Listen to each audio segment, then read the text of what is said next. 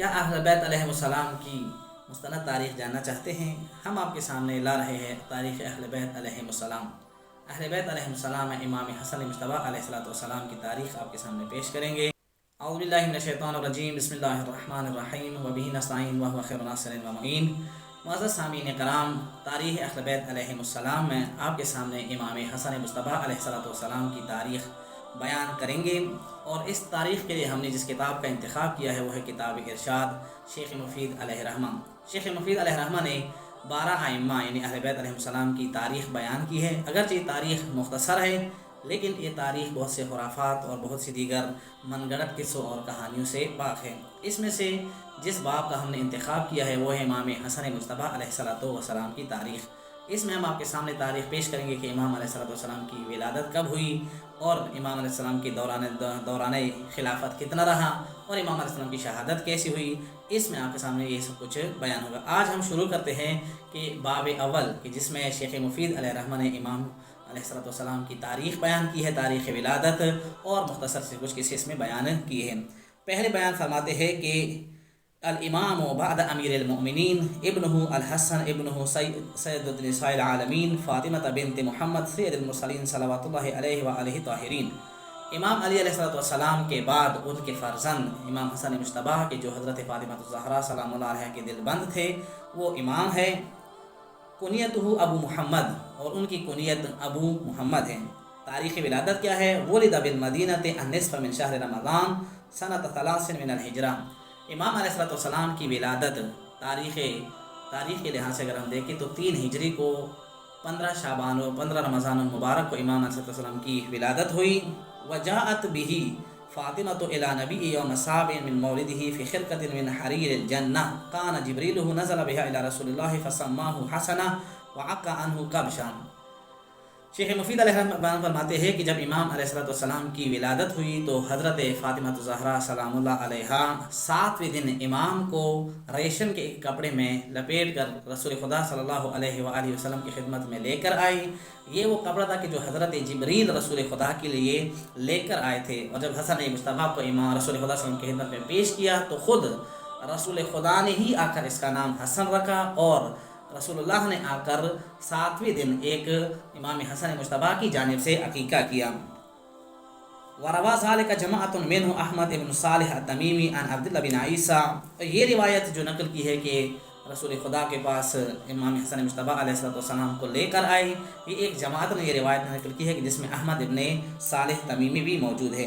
ایک اور روایت ہے کہ وَقَانَ الْحَسَنُ أَشْبَهَ النَّاسِ بِرَسُولِ اللَّهِ خُلْقًا وَسُعْدَةً وَحَدْيًا، کہ حضرت امام حسن مجتبیٰ علیہ السلام کی زیادہ تر شباہت رسول خدا کی 3 پہلو سے شباہت کی ہے۔ ایک تو یہ کہ خلق کے لحاظ سے رسول اللہ کے بالکل مشابہ تھے، یعنی اخلاق امام حسن مجتبیٰ وہی اخلاق تھا جو رسول اللہ کے اخلاق تھے، اور دوسرا یہ کہ کرامت جود و کرم کے لحاظ سے بھی رسول اللہ کے مشابہ تھے، اور تیسری چیز یہ کہ ہدایت کا طریقہ کار، ہدایت کی روش امام حسن مجتبیٰ علیہ السلام کی وہی تھی جو رسول اللہ کی روش تھی۔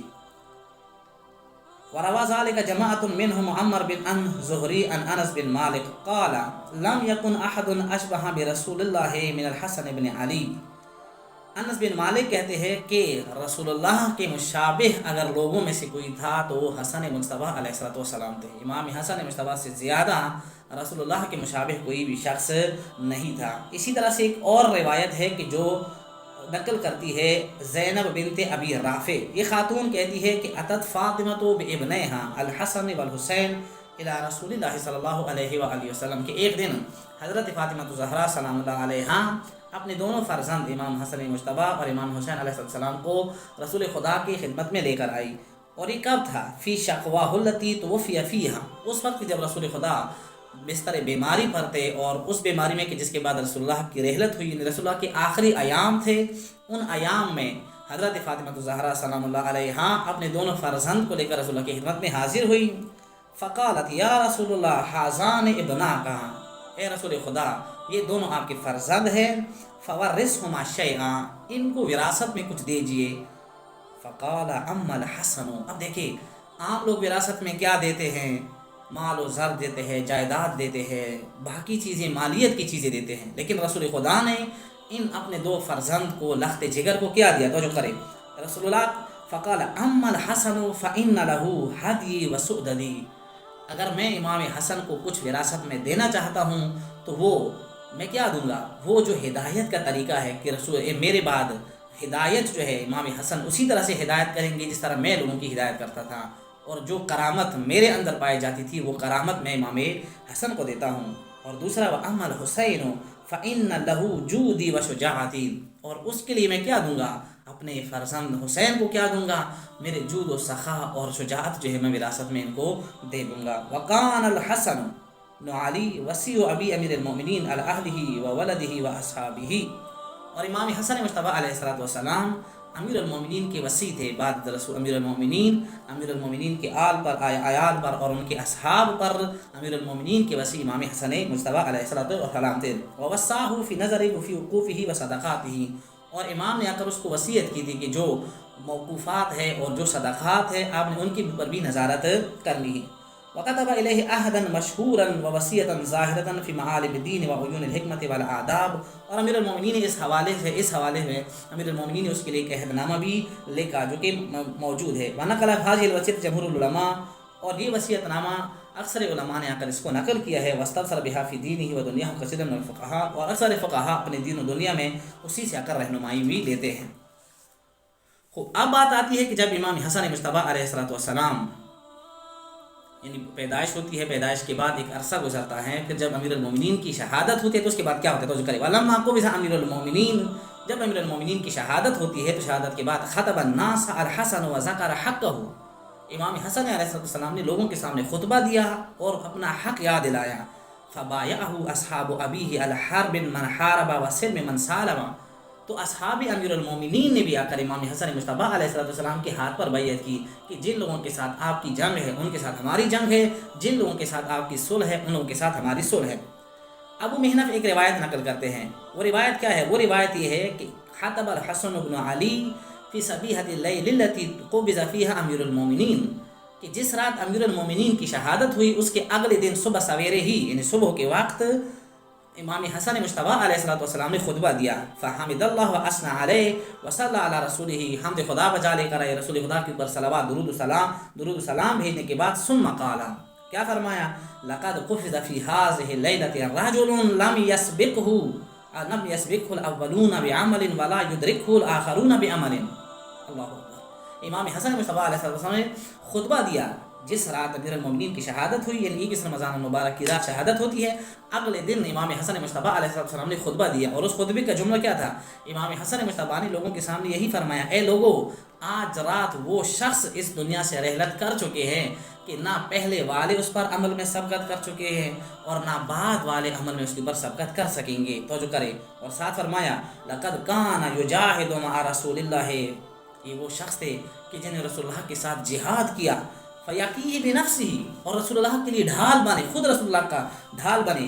وکان رسول اللہ یوجہہ برایتہ، اور جب رسول خدا اپنا علم دے کر اس کو میدان جنگ میں بھیج دیتے تھے، فیکنفہ جبرائیل عن یمینہ و میکائیل عن یسارہ، اور جب امیر المومنین میدان جنگ میں رسول اللہ کا علم لے کر میدان جنگ میں وارد ہوتے تھے تو دائیں طرف جبریل ہوتا تھا اور بائیں طرف حضرت میکائیل ہوتے تھے۔ فلا یرجع حتی یفتح اللہ علی یدہ، اور اس وقت تک امیر المومنین واپس نہیں آتے تھے جب تک خدا امیر المومنین کے ہاتھوں پر فتح نصیب نہ کرواتے تھے۔ وَلَقَدْ تُوَفِّيَ فِي لَيْلَةِ الَّتِي عُرِجَ فِيهَا عِيسَىٰ ابن مریم وفیہا قبض یوشع بن نون۔ آپ تو جو کرے امیر المومنین کس رات دنیا سے چلے گئے؟ اس رات دنیا سے چلے گئے کہ جس رات حضرت عیسیٰ ابن مریم بھی معراج پہ گئے تھے، یعنی حضرت عیسیٰ ابن مریم بھی سورے پہ چڑھ کر خدا کے پاس معراج پہ گئے، اور یہ وہ رات ہے کہ جس رات وسیع حضرت موسیٰ یوشع بن نون بھی آ کر اس رات دنیا سے چلے گئے۔ اور ساتھ فرمایا وما خلف صفراء ولا بیضاء الا 700 درہم، اور امیر المومنین اپنے پیچھے کچھ بھی نہیں چھوڑ کے گئے، نہ کوئی سفید، نہ کوئی چاندی، نہ کوئی سونا، کچھ نہیں چھوڑ کے گئے، صرف 700 درہم چھوڑ کے گئے ہیں کہ فضلت من عطائہ اراد ان یبتاء بها خادما لأہلہ، اور یہ 700 درہم وہ تھے کہ جن کے بدلے میں امیر المومنین اپنے اہل و عیال کے لیے ایک خادم رکھنا چاہتے تھے، باقی امیر المومنین کے مالوں میں کوئی ایسی چیز باقی نہیں ہے۔ ثم خنقته العبرا فبقى وبكى الناس معه، شیخ مفید فرماتے ہیں کہ اس وقت امام حسن کی آنکھوں میں آنسو آ گئے اور امام حسن بھی رونے لگے اور ساتھ لوگ بھی رونے لگے۔ ثم قال، پھر امام حسن نے کہا انا ابن بشیر انا ابن نذیر، اے لوگو میں فرزند رسول ہوں، چونکہ رسول اللہ کے القابات میں سے بشیر و نذیر ہے، تو کہا کہ میں فرزند بشیر ہوں، میں فرزند نذیر ہوں، انا ابن داعی الی اللہ باذنہ، اور میں وہ شخص ہوں کہ جو اذن خدا سے خدا کی طرف دعوت دینے والا، تو میں اس کا فرزند ہوں، انا ابن سراج المنیر، چونکہ رسول اللہ کے القابات میں سے سراج منیر تھا، لہٰذا میں فرزند سراج منیر ہوں، انا من اہل بیت اذهب اللہ عنہم الرجس وطہرہم تطہیرا، اور میں ان اہل بیت میں سے ہوں کہ جن سے خدا نے رجس کو دور کیا ہے، خدا نے ان کو پاک کیا ہے۔ اور ساتھ فرمایا انا من اہل بیت افترض اللہ حبہ فی کتابہ، اور میں ان اہل بیت میں سے ہوں کہ جن کی محبت خدا نے اپنی کتاب میں فرض کی ہے۔ فقال تعالی قل لا اسألکم علیہ اجرا الا المودۃ فی القربى، رسول خدا کو جب اللہ نے حکم دیا کہ رسول ان لوگوں سے کہو کہ میں تم سے اجر رسالت نہیں مانگتا، مگر کیا کہ تم میرے اقربا کے ساتھ مدد رکھو، ومن یقترف حسنۃ نزد له فیہا حسنا، اور جو بھی کوئی شخص حسنہ اختیار کرتا ہے، اپنا لیتا ہے، چن لیتا ہے، کما لیتا ہے، میں اس میں اندر مزید اضافہ کرتا ہوں۔ اب امام حسن نے کیا فرمایا؟ فالحسنۃ، وہ حسنہ کیا ہے؟ مودتنا اہل البیت، وہ ہمارے اہل بیت کی مودت ہے۔ ثم جلسا، پھر امام بیٹھ گئے۔ اب جب امام نے خطبہ دیا، امام نے امیر المومنین کی فضائل بیان کی اور اپنے بارے میں بیان کیا کہ میں کون ہوں، میرا تعلق کس کے ساتھ ہے، میں کس کا فرزند ہوں، میں اہل بیت میں سے ہوں، خدا نے میری عبادت، میری محبت تم لوگوں کے اوپر فرض قرار دی ہے۔ اس کے بعد امام حسن بیٹھ گئے۔ فقام عبداللہ ابن عباس، اب عبداللہ ابن عباس کھڑے ہو گئے، بین یدے، امام حسن مجتبیٰ کے سامنے حضرت عبداللہ ابن عباس کھڑے ہو گئے۔ فقال معاشر الناس، اے لوگو، ھذا ابن نبیکم، یہ تمہارے نبی کے فرزند ہے، ووصی امامکم، اور تمہارے امام حضرت علی کے وصی و جانشین ہیں، فبایعوہ، بس اس کی بیعت کرو۔ فاستجاب لہ الناس، لوگوں نے بھی آ کر ان کی اجابت کی اور ان کی آواز پر لبیک کہا۔ وقالوا، اور لوگوں نے ایک زبان کہا، ما احبہ الینا، اس سے زیادہ محبوب چیز ہمارے نزدیک کوئی اور نہیں ہے، وأوجب حقه علینا، اور اس سے زیادہ ہمارے پر کسی اور کا حق واجب نہیں ہے۔ وتبادر الی البیعۃ له بالخلافۃ وذلک، خوب لوگوں نے بڑھ چڑھ کر ایک دوسرے کے اوپر سبقت کی اور امام حسن کے ہاتھوں پر بیعت کی۔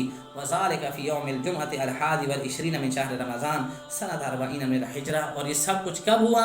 40 ہجری کو، 21 رمضان المبارک جمعہ کے دن یہ سارا معاملہ طے پایا۔ اس کے بعد فرتب العمال وامر الامراء، امام حسن مجتبیٰ علیہ السلام نے اپنے کارندے مقرر کیے اور امراء کو حکم دیا۔ وانفذ عبداللہ ابن عباس الی البصرہ ونظر فی الامور، اور حضرت عبداللہ ابن عباس کو بصرہ کی جانب روانہ کیا اور ان کو اپنے امور کی نگرانی کے لیے مقرر کیا۔ اب یہ سارا معاہدہ ہوا، یعنی لوگوں نے امام حسن مجتبیٰ علیہ السلام کے ہاتھ پر بیعت کی، امام نے اپنے حکومت چلانے کے لیے افراد معین کیے، مختلف امراء کو حکم دیا اور عبداللہ ابن عباس کو بصرہ کی جانب روانہ کیا۔ اب جب اس کے بعد معاویہ ابن ابی سفیان کو معلوم ہوتا ہے کہ امیر المومنین حضرت علی ابن ابی طالب کی شہادت ہوئی ہے، اور اس کے بعد اس کے فرزند امام حسن مجتبیٰ آ کر خلافت پر برا جمع ہو چکے ہیں اور لوگوں نے آ کر اس کی بیعت کی ہے، اب یہاں پر معاویہ ابن ابی سفیان کی باری آتی ہے کہ وہ امام حسن مجتبیٰ کے ساتھ اس کا رویہ کیا ہوتا ہے، اور وہ خلافت کو اور امامت کو، خلافت کو ناکام کرنے کے لیے وہ کیا کیا مکاریاں انجام دیتا ہے۔ یہ انشاءاللہ بعد میں بیان ہوگا۔ وصلی اللہ علی محمد و آلہ طاہرین۔